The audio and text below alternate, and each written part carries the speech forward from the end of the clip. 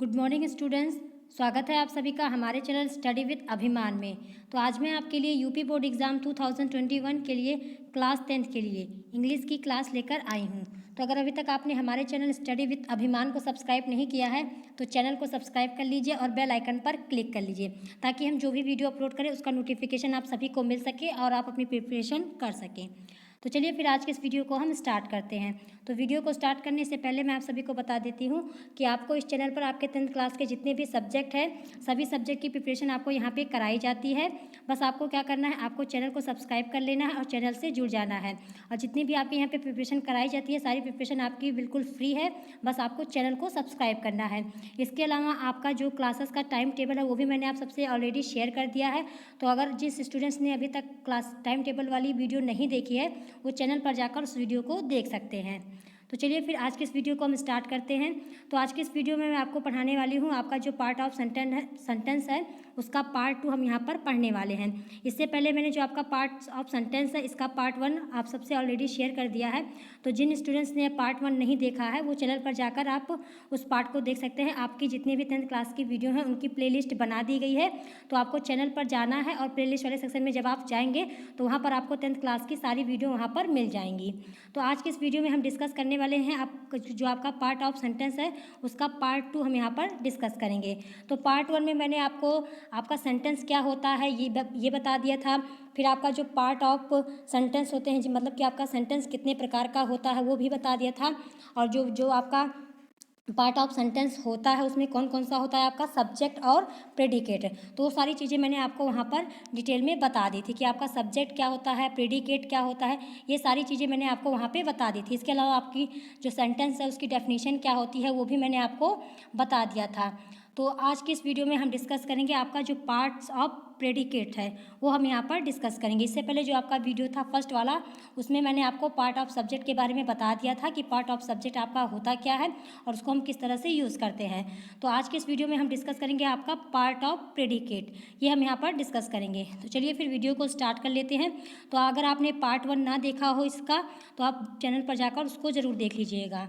तो आज के इस वीडियो को हम स्टार्ट करते हैं। तो आपका यहाँ पे लिखा हुआ है पार्ट्स ऑफ प्रेडिकेट। तो आपका इसमें क्या लिखा हुआ है, आपका इसमें लिखा हुआ है कि प्रेडिकेट के अंतर्गत एक शब्द भी हो सकता है तथा एक से अधिक शब्द भी हो सकता है।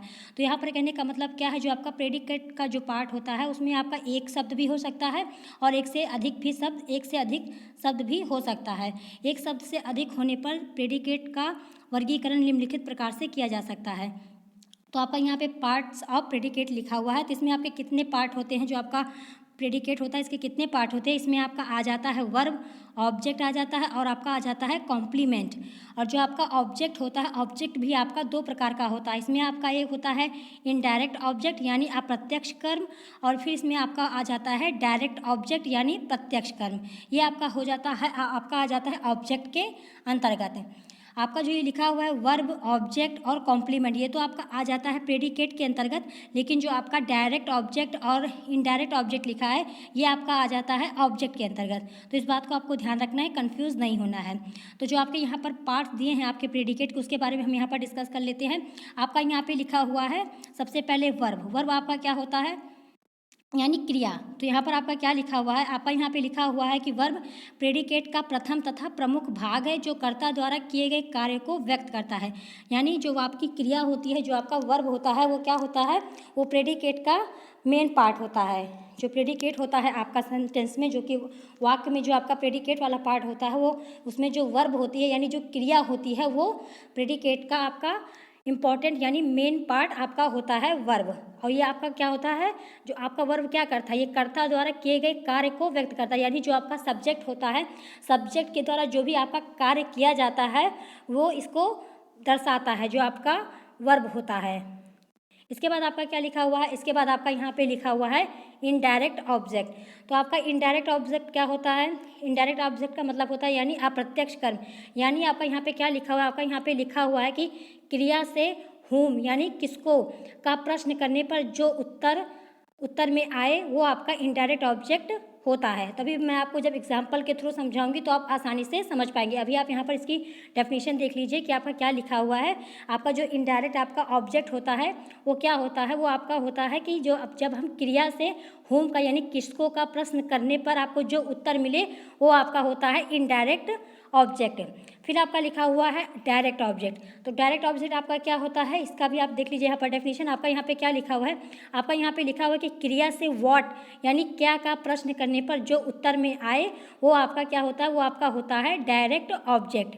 ये आपका यहाँ पे बताया गया हुआ है इनडायरेक्ट और डायरेक्ट ऑब्जेक्ट के बारे में। अब आपका लास्ट में क्या लिखा हुआ है, लास्ट में आपका लिखा हुआ है कॉम्प्लीमेंट यानी परिपूरक।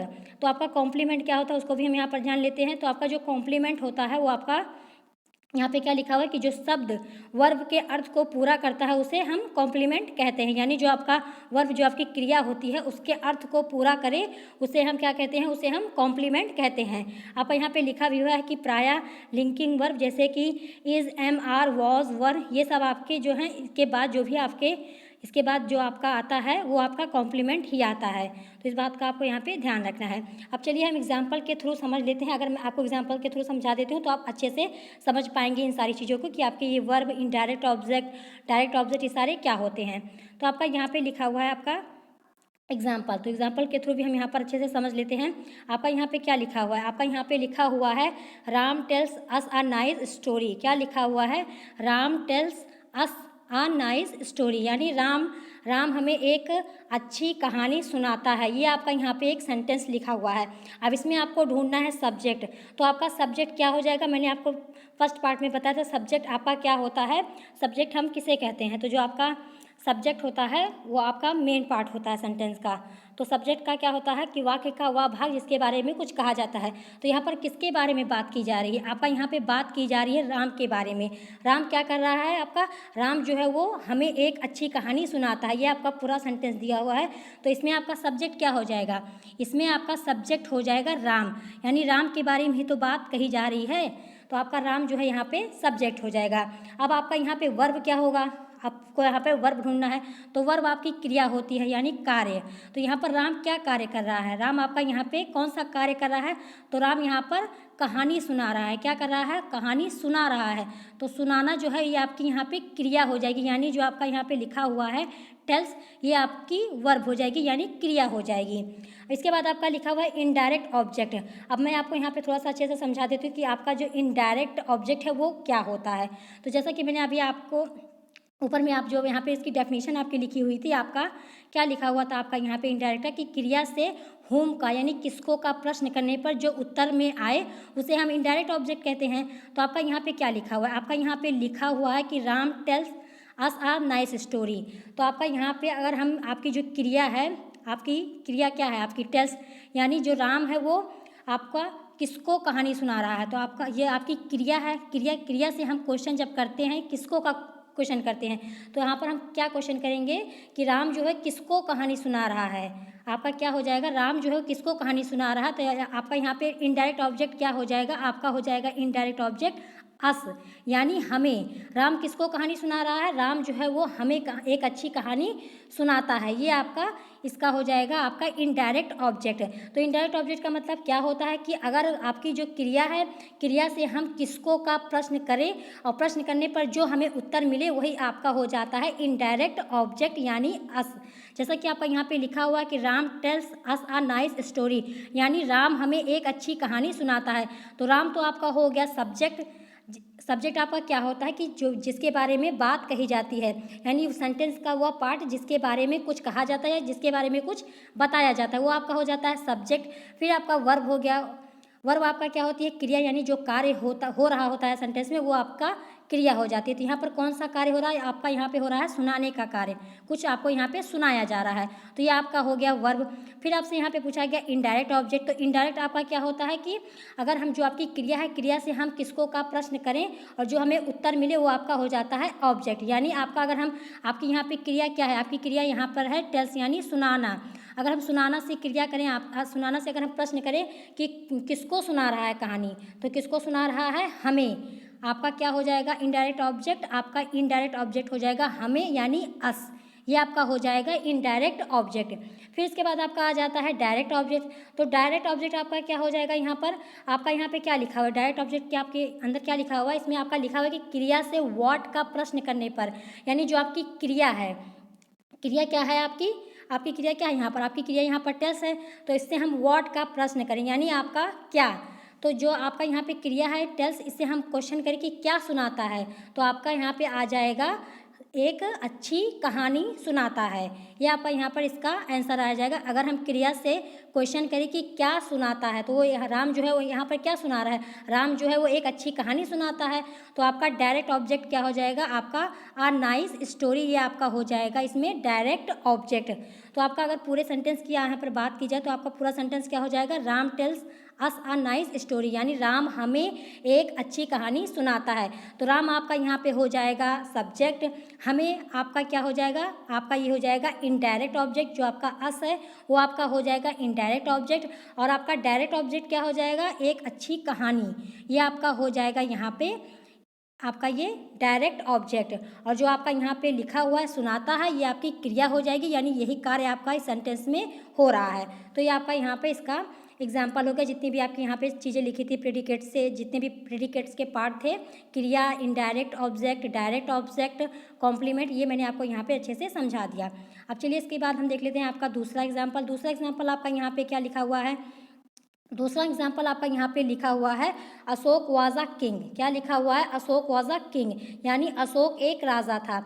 तो इसमें आपका सब्जेक्ट क्या हो जाएगा, यहाँ पर किसके बारे में बात की जा रही है, आपका यहाँ पे बात की जा रही है अशोक के बारे में। क्या बात की जा रही है कि अशोक एक राजा था। तो आपका सब्जेक्ट क्या हो जाएगा, सब्जेक्ट आपका हो जाएगा अशोक, क्योंकि आपका जो सब्जेक्ट की मैंने आपको डेफिनेशन बताई है कि वाक्य का वह भाग जिसके बारे में कुछ कहा जाए या कुछ बताया जाए, वो आपका क्या हो जाता है, आपका सब्जेक्ट हो जाता है। तो यहाँ पर किसके बारे में आपको बताया जा रहा है, इसमें आपका बताया जा रहा है अशोक के बारे में, अशोक के बारे में यहाँ पर बताया जा रहा है, यानी अशोक एक राजा था।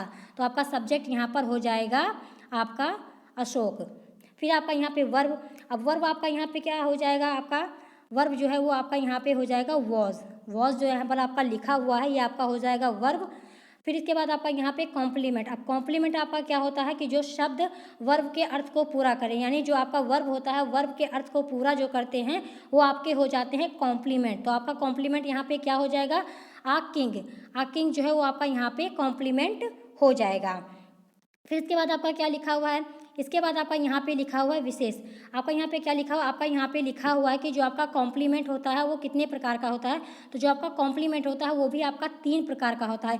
इसमें आपका आ जाता है नाउन वाला कॉम्प्लीमेंट, एडजेक्टिव वाला कॉम्प्लीमेंट, और आपका आ जाता है एडवर्ब वाला कॉम्प्लीमेंट। तो आपका यहाँ पे लिखा हुआ है ही इज़ अ टीचर। तो टीचर आपका क्या है, टीचर आपका नाउन है ना, यहाँ पर जो आपका यहाँ पे लिखा हुआ है टीचर, टीचर आपका नाउन है, तो ये आपका हो जाएगा नाउन कॉम्प्लीमेंट। फिर आपका यहाँ पे लिखा हुआ है ही इज़ टॉल।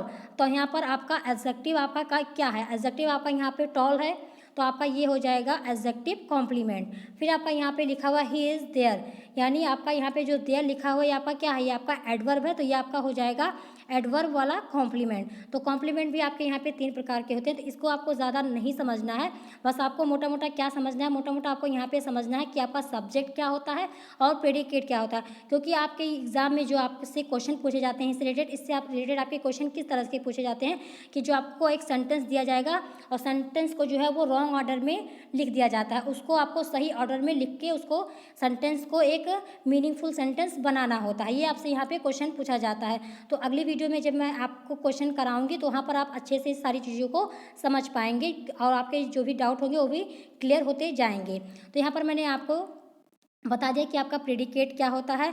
तो इससे पहले जो पार्ट 1 में मैंने आपको क्या बताया था, पार्ट 1 में मैंने आपको सेंटेंस की डेफिनेशन वगैरह सारी बता दी थी और सब्जेक्ट क्या होता है वो भी बता दिया था। तो आज के इस वीडियो में मैंने आपको यहाँ पे पार्ट ऑफ प्रेडिकेट्स आपके क्या होते हैं, वर्ब आपकी क्या होती है, ऑब्जेक्ट आपका क्या होता है, कॉम्प्लीमेंट आपका क्या होता है, और जो ऑब्जेक्ट में आपके 2 टाइप के ऑब्जेक्ट होते हैं, आपके इनडायरेक्ट ऑब्जेक्ट और डायरेक्ट ऑब्जेक्ट, ये भी मैंने आपको यहाँ पर बता दिया। तो अगर आपको कोई चीज़ ना समझ में आई हो तो आप कमेंट करके पूछ सकते हैं यहाँ पर। फिर आपका जो आपका इनडायरेक्ट ऑब्जेक्ट होता है वो आपका किस तरह से होता है, आपका इनडायरेक्ट ऑब्जेक्ट जो है इसको आपको थोड़ा सा अच्छे से ध्यान से समझना है सेंटेंस के थ्रू। आप अगर इसको एग्जाम्पल के थ्रू समझेंगे तो आप अच्छे से समझ पाएंगे। ऐसे अगर आप डेफिनेशन देखेंगे आपके यहाँ पे लिखा है कि क्रिया से होम का प्रश्न करने पर जो उत्तर आए तो वो आपका इनडायरेक्ट ऑब्जेक्ट होता है। तब इसीलिए मैंने आपको यहाँ पे एग्जांपल के थ्रू भी यहाँ पर अच्छे से समझा दिया ताकि आप चीज़ों को अच्छे से यहाँ पर समझ पाएँ। तो जैसा कि आपका यहाँ पे आपका एग्जांपल भी लिखा हुआ था कि Ram tells us a nice story, तो आपसे यहाँ पर जो आपका इनडायरेक्ट ऑब्जेक्ट होता है वो क्या होता है, यानी जो आपकी क्रिया होती है, जो आपका सेंटेंस होता है उसमें जो भी आपकी वर्ब होती है, जो आपकी क्रिया होती है, उससे हम अगर किसको का प्रश्न करें और किसको का प्रश्न करने पर जो भी आपको उत्तर मिले यानी जो भी आपका आंसर आए वही आपका हो जाता है इनडायरेक्ट ऑब्जेक्ट। तो इसको आपको अच्छे से समझ लेना है। इसके बाद जब हम आगे आपका जब एग्जाम्पल करेंगे, जब आपके हम एक्सरसाइज करेंगे तो वहाँ पर आप इस चीज़ों को अच्छे से समझ पाएंगे। इसके बाद आपका यहाँ पे क्या दिया हुआ है, इसके बाद आपको मैंने कॉम्प्लीमेंट के बारे में बता दिया। इसके बाद जो आपका प्रेडिकेट का जो पार्ट होता है उसको आप किस रूप से स्पष्ट कर सकते हैं, तो आपका जो प्रेडिकेट वाला पार्ट होता है उसमें आपका आ जाता है वर्ब, आ जाता है आपका इनडायरेक्ट ऑब्जेक्ट और डायरेक्ट ऑब्जेक्ट आ जाता है। इसके बाद आपका या तो आपका वर्ब या कॉम्प्लीमेंट आ जाता है। तो इस तरह से हमें सेंटेंस को लिखना होता है प्रेडिकेट्स के पार्ट में। तो आज की इस वीडियो में मैंने आपको यहाँ पर जो आपका पार्ट ऑफ प्रेडिकेट होता है उसको यहाँ पर अच्छे से डिटेल में समझा दिया है। अगर आपका कोई क्वेश्चन हो या आपको कोई कन्फ्यूज़न हो तो आप कमेंट सेक्शन में पूछ सकते हैं। और अगर आज की वीडियो आप सबको पसंद आई हो तो वीडियो को लाइक करना, शेयर करना और हमारे चैनल स्टडी विद अभिमान को सब्सक्राइब करना ना भूलिएगा। तो आज की वीडियो में इतना ही, फिर मिलूँगी आपसे अगली वीडियो में। Thanks for watching.